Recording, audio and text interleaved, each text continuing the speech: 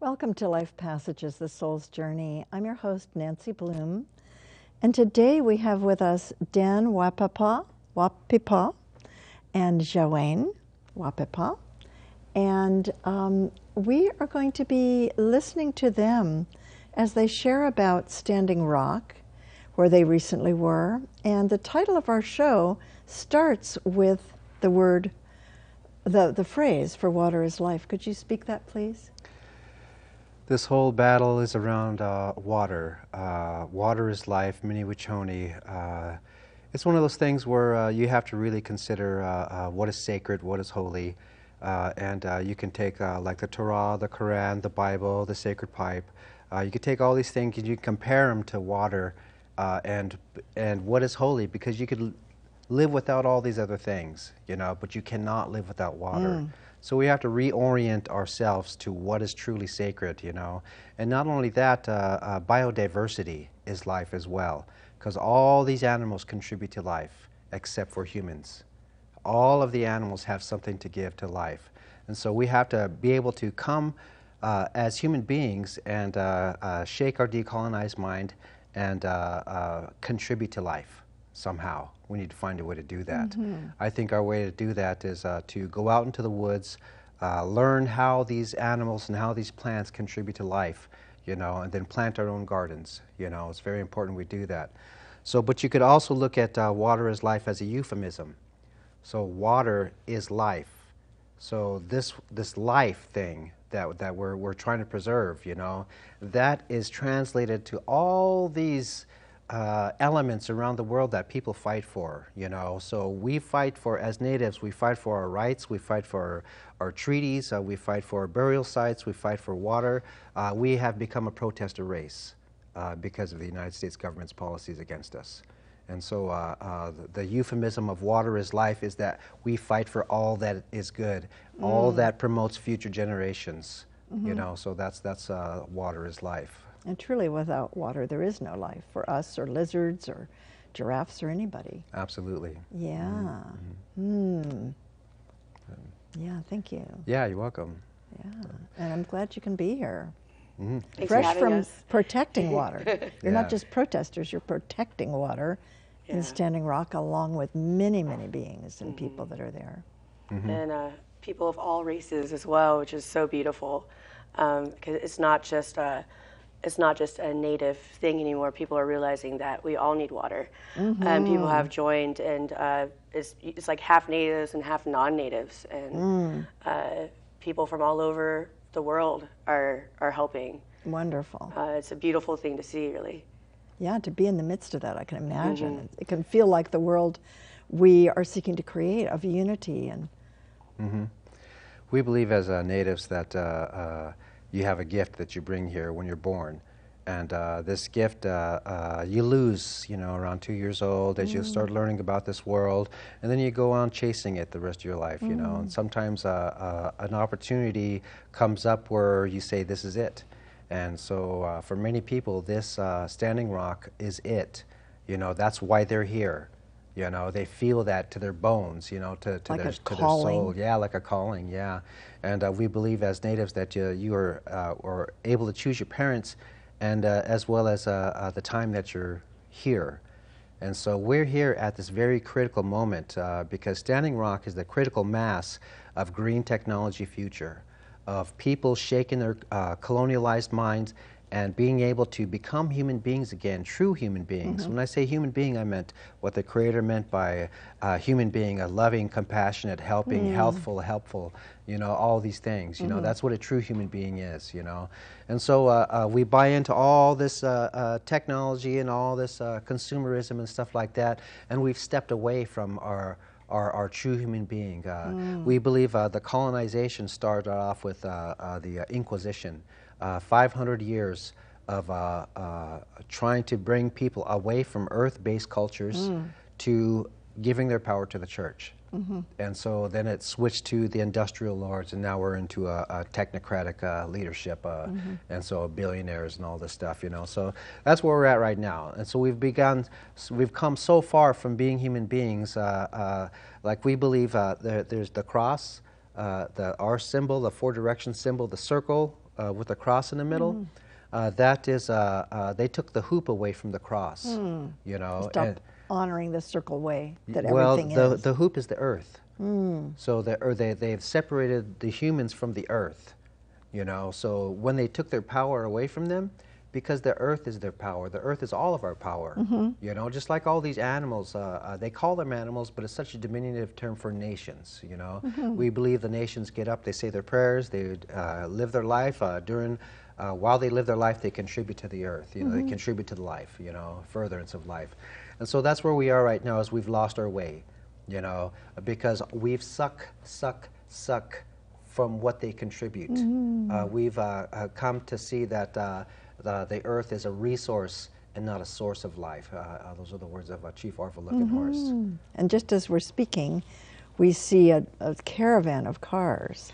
That caravan had about like 100 cars 100 in cars. it, going to sites where they were building. I see. Yeah. To the sites where this pipeline was being assembled. But the police would always barricade, so we couldn't get to those sites, and they're blocking public access roads, so we couldn't block the public access roads.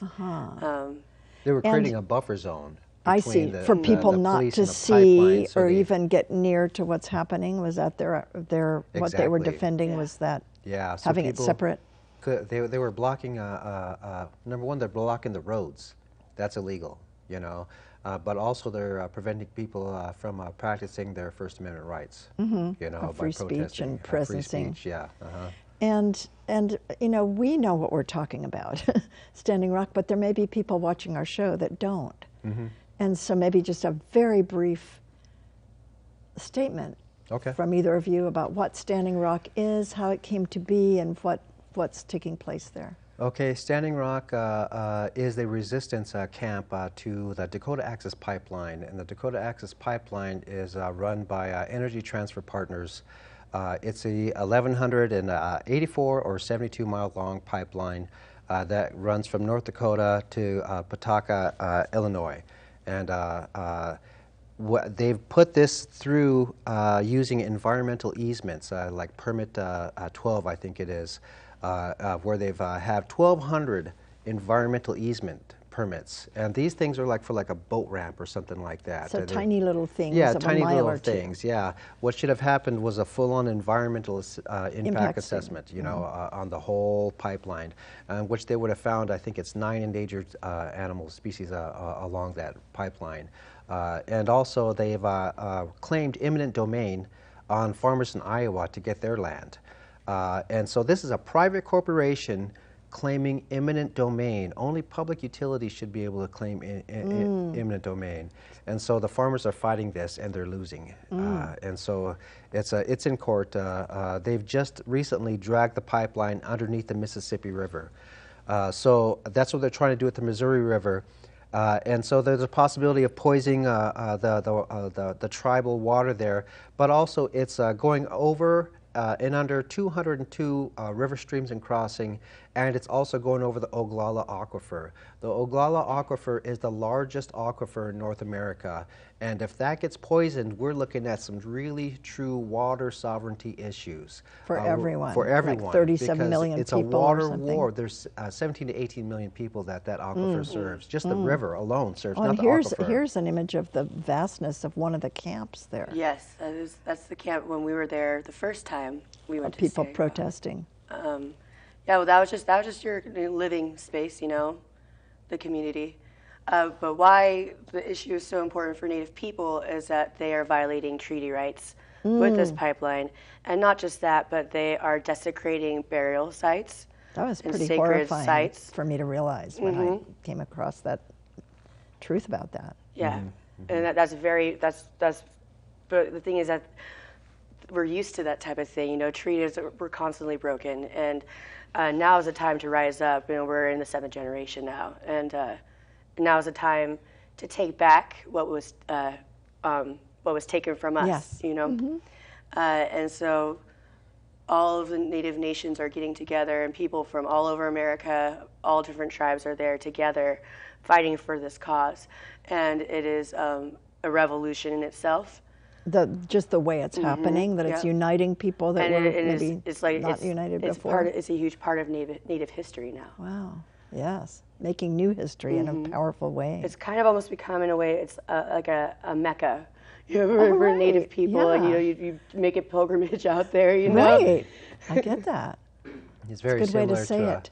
a fire, a spiritual fire burning out in the prairie is the way I see it. Yeah, and people are drawn, right? Ooh, I got Yeah. shivers when I even said that. Back in the old days, they used to gather for large ceremonies, and then they used to bring the fire back to their winter camps and spread it out amongst the So it would camps. be So the it's heart kind of like that. of the sacred fire would then be in my camp or your camp. Yes, For the winter. And so people are bringing the spiritual energy back, to their communities, and helping out with their communities. So I really appreciate that, Beautiful. Wow. And so in what ways do you see that happening, what you're bringing back and how it's coming to the communities as well as to Standing Rock?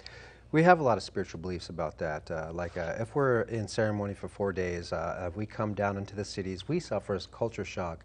But people in the cities might say, oh, wow, I feel good all of a sudden, just because they walked by us, because we're carrying medicine with us, and that it comes off of us, It's palpable. People can feel that. Yes, and they can feel it, and then they bring it home to their families, and so and that gets passed on as well. So Beautiful. Yeah.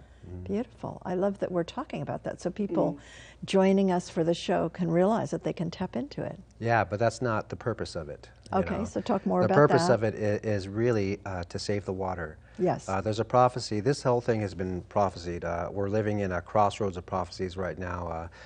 Trees dying from the tops down, spider webs in the sky. Spider webs in the sky being chemtrails? Yeah, chemtrails, yeah. And so massive fish kills, birds falling from the sky, rivers catching on fire, all part of Native prophecies. But we're also in a time of prophecies of people around the world.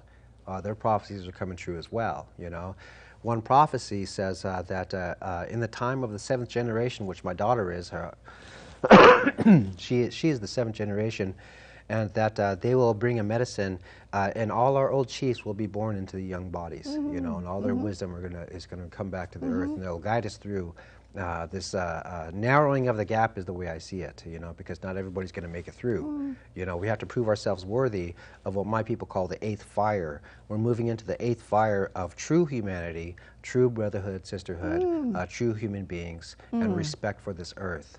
Because during this colonization process, we've become separated from the earth, and we need to get back to the earth, because earth is spirituality. Right. I cannot stress that enough. We can go to church, and we can pray and practice that form of spirituality, but we are still disconnected from the earth, which is the source of life. We need to get back to the earth, and so it's so important that we are able to do that, and contribute to life and be a part of the good circle that's out there. Our colonized mind makes us separate everything, and pushes people and insults people and hates people and all this stuff. Yeah. And we need to put that away. Division, it can come from that. Yes, exactly. That's what it does. And I like that you're leaning into not just colonized peoples, but colonized mind. And we can all look within ourselves. How's my mind been colonized? Is it colonized by news media or values that maybe I wouldn't really choose to be uniting with? We can examine that and free ourselves perhaps from the offnesses of that, if that's a word. I don't know if it is. The mainstream media has really taken people for a ride. You know, anybody who follows mainstream media is virtually ignorant of what's going out there, of probably what is now 15,000 people out there in North Dakota in the freaking wintertime, you know, 26 degrees, you know, just ridiculous, you know, because that depth there's of dedication. Below zero. There's a number of veterans going out there, supposed to be showing up tomorrow, but they've been showing up all for the past few days, you know. And so the population of camp people wanting to witness this, you know, has exploded. They were hoping with the wintertime that it's going to die down and people are going to lose their gumption towards stopping the pipeline, but it's only gotten bigger. That's powerful. And the veterans are coming as we speak from all over, right? Yes. We actually have 2 veterans that I know of from Ashland. From where we are, Ashland, Oregon, USA. Yes, who are up there right now. Wow. And so because this show isn't airing live, it will be seen, you know, a week, 10 days from now. So we're sitting here December 3rd, and this is when the veterans are assembling, the 3rd, the 4th, the 5th. But they're going to continue to be there, right, probably for quite some time. Yes, I think they're asking them because, and then showing them hospitality, well, like maybe a room at the casino, you know, or hotels around there, you know, and taking care of them that way. But a lot more veterans are showing up than the 2,000 that were asked for. Wow. You know, so the accommodations might not be there. So what they're going to do is they're going to have the veterans in shifts. So the veterans, the whole idea behind the veterans, they want to come and do this. Wesley Clark Jr. Started this whole veteran campaign, and he wanted them to come up there and basically stand as a buffer between the natives who are praying and the veterans who are protecting. Yes. Because the idea is if you're going to fire on some people, fire at this uniform. Wow, and that'll very powerful. Take people back, Yeah. and cause them to pause, hopefully. Yeah. Well, you would hope, you know, but they've completely dehumanized. Yeah, and you've been through some amazing challenges. You were there twice. You want to share with us what that road was for you? The first time I went, it was a much calmer time. It was really before the brutalizing started happening by the police. The second time I went, we tried to build a bridge across the river to get to Turtle Island, which is where burial sites are, where they were doing construction. And the police stopped us. So these were ancient burial sites, or more recent from the 1800s, or before that, long ago? Long ago, but the police tore down the bridge even when people were still on the bridge, and started firing off rounds of rubber bullets.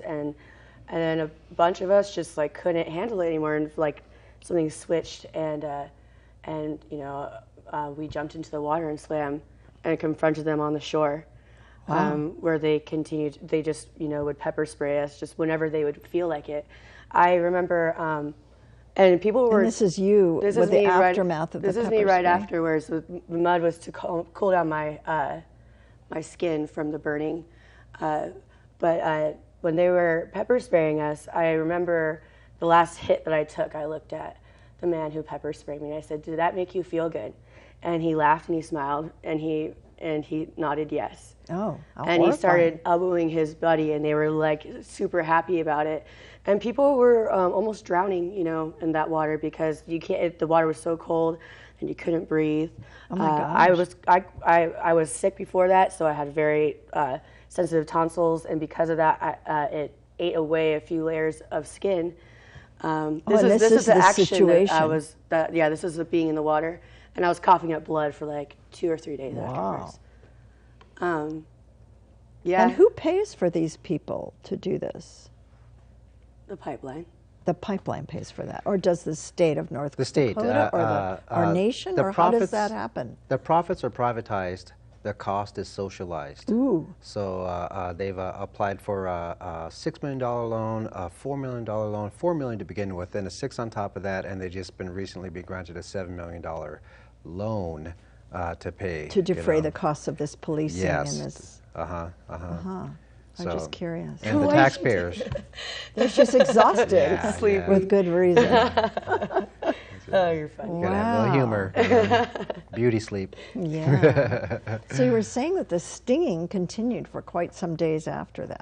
Yeah, well, it was for a day, in the but hospital but it too, just well, the hospital was because I was sick and Right. I was coughing up blood, but Or just only that. but it stays on you. It stays like in your skin and it stays in your hair, and I had a rash on my upper body just from being in that water. But I want to really stress that even though that was such an ugly situation, there was so much beauty in it as well. Talk about that.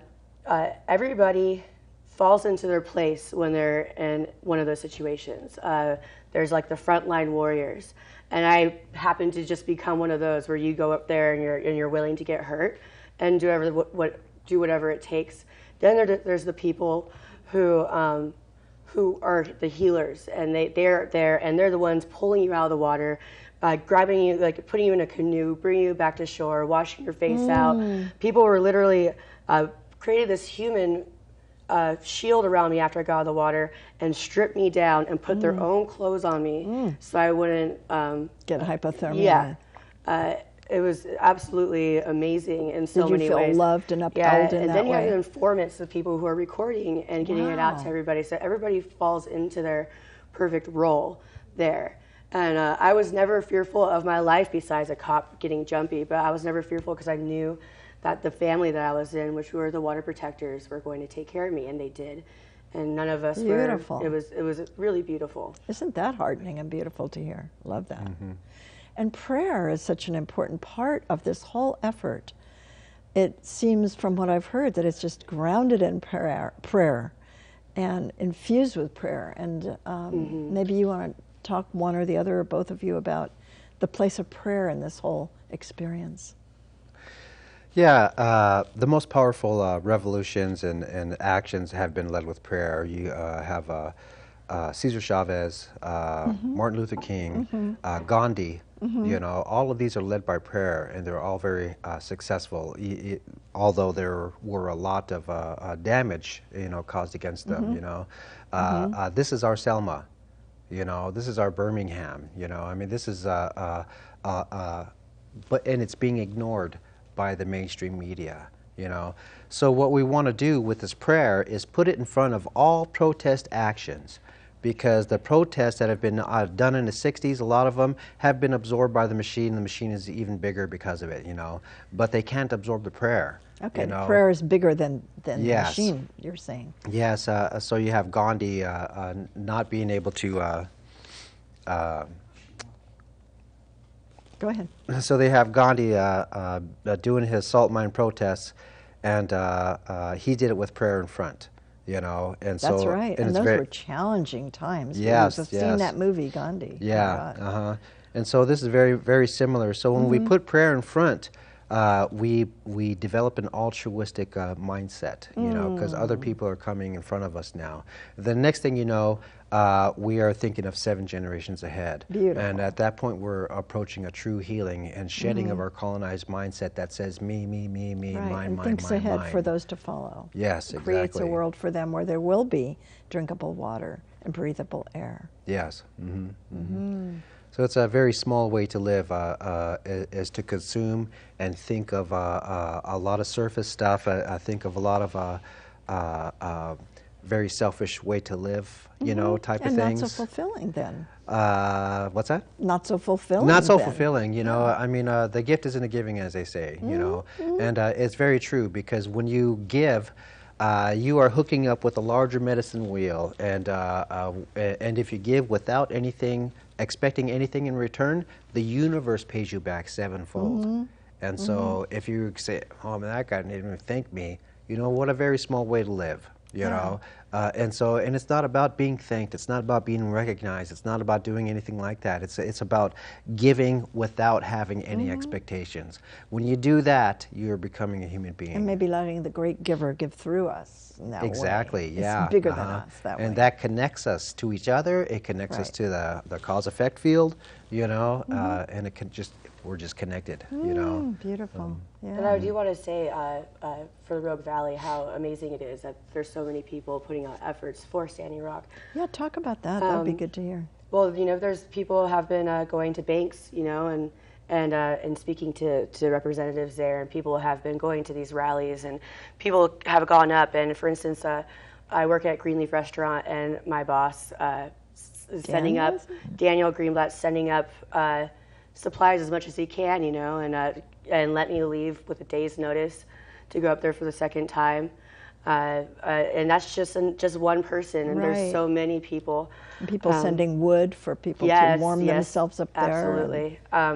One thing I do want to say, though, is to be cautious, because we do need everybody, but also this is a Native-led, this is like a coming of age, and a lot of people are not allowing the Natives to lead, especially in Ashland, because there isn't a huge Native population. We have a more New Age population, and a lot of cultural appropriation is happening.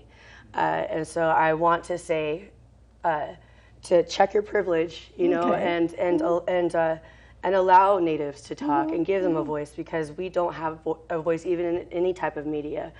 And this is our time, and we welcome you to join us. And it seems like a time for the inherent deep wisdom of First Nations people to be a gift, be heeded and received.